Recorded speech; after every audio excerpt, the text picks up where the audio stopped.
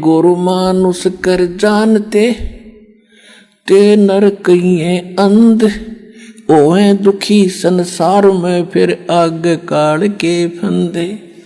गुरु गोविंद कर जानियो रहियो शब्द समाए, मिले जब दंडवत बंदगी नहीं पल पल ध्यान लगाओ। फिर परमात्मा क्या कहते हैं,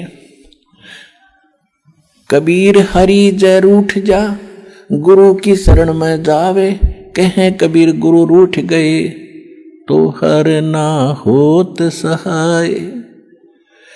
अपनात्माओं, जिस समय किसी व्यक्ति को आपदाएं घेर लेती हैं, संकट आ जाते हैं,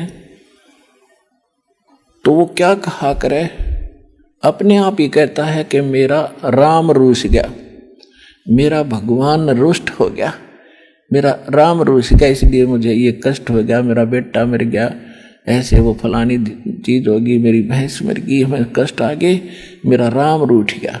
राम कब रूठता है कि जब तक हमारे पुण्यों का दौर चलता है तो हम कोई भी साधना करते हैं शास्त्र विरुद्ध या ना करते हैं तो भी हम सुखी हैं, और जो भक्ति करते हैं वो ये सोच रहे होते हैं कि जो भक्ति मैं कर रहा हूँ किसी भी देव की, इससे मुझे सारे सुख उपलब्ध है।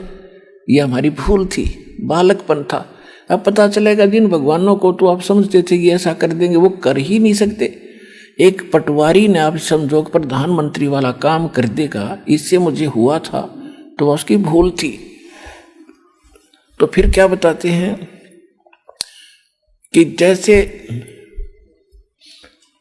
परमात्मा रुष्ट हो गया, आपदा आने लगी, यानी आपके पुण्य खत्म हो गए, और जिन पे फिर आपदा आती है तो उस समय वो आपदा शुरू हो जाए। पहले तो सुख था उनको, जब भक्ति करे थे या ना करे थे, फिर उन पर आपदाएं ने घेरा, तो जो साधना वो कर रहे थे उनसे हटकर चलते हैं, किसी से पूछने के लिए, किसी से पामिष्ट को दिखाते हैं, या कोई जंतर मंत्र वाले के पास जाते हैं, या किसी की तो और झाड़ा झपटे वाले के पास जाते। इसे सिद्ध है कि जो साधना आप कर रहे थे वो सुखदायी नहीं थी, आपका भूल थी, उसके करते करते फिर दुख हो गए। पहले सुख हो रहे थे, वो फल रहा था आपका प्रारब्ध, आपकी किस्मत में लिखा ही आपको मिल रहा था। आप भूल रहे थे कि इस इष्ट से, इस भक्ति से मुझे ये लाभ है।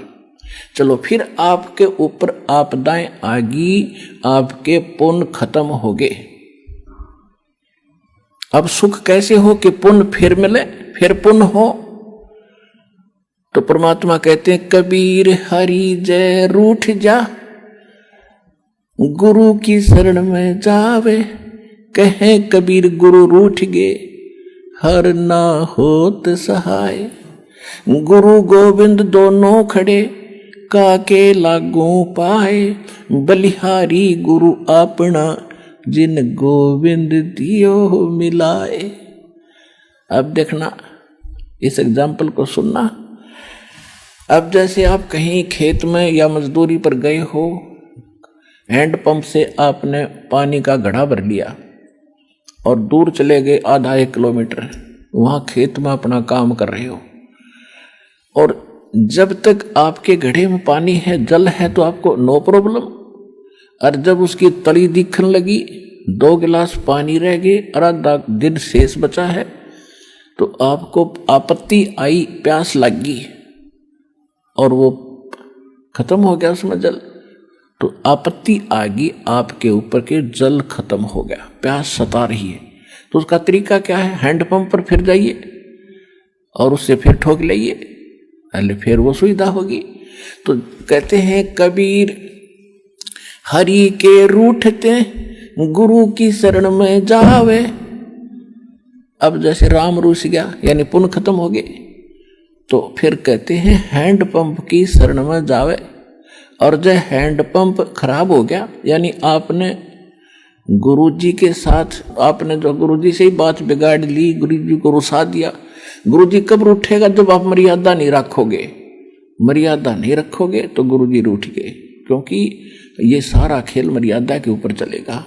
अब जैसे गाड़ी बना कर दे दी पिता ने, ले बेटा चला, और बेटा राम पंचर करके उसमें कील गो का खड़ा हो गया, तो पिताजी उस पर खुश होगा पिंतर करके खड़ा मूर्ख, जान के करे अनजाने में हो जाए उसका इलाज है। तो जान के करने वाला तो रोज तय कर लेगा। तो इसलिए आपको समझाया जाता है कि ये क्रिया नहीं करना, ये करना, तो तब गुरु रूठेगा। और गुरु नहीं रूठा तो आप आइए, यानी हैंडपंप खराब नहीं होता, चाहे 100 मटके भर लो, चाहे ड्राम के ड्राम ठोक लो। तो कहने का भाव ये है इस क्रिया को समझना।